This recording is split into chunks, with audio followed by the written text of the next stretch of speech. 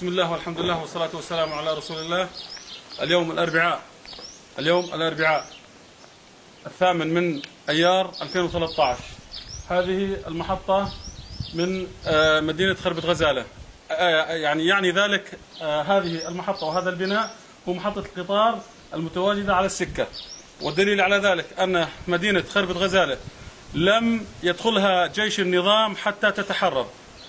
النظام لم يتجاوز الكازية المعروفة كازية الشبلاك، لم يتجاوزها إلى السكة، فلذلك تم الانسحاب في الأمس من قبل المرابطين لمدة 63 يوما.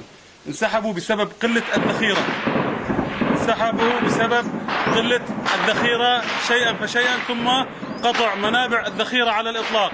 واليوم دخل المجلس العسكري بذخيرته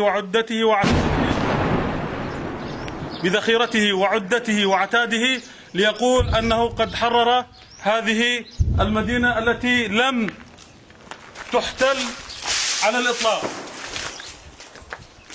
فلله الحمد نحن موجودين على هذه الأرض التي سوف تروى بدمائنا بإذن الله تعالى.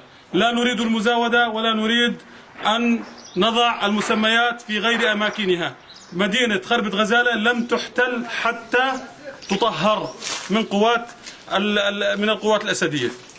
لذلك نحن نهيب بأصحاب الضمائر وأصحاب الأخلاق وأصحاب الدين أن يعلموا أن هذا هو الرباط، وأن هذا هو المكان الذي سيتم فيه التحرير وتجاوز هذه المعضلات التي أدت بنا إلى الانسحاب أمس ليلا، ثم عدنا صباحا لنثبت للعالم أن هذه هي مدينة خربة غزالة.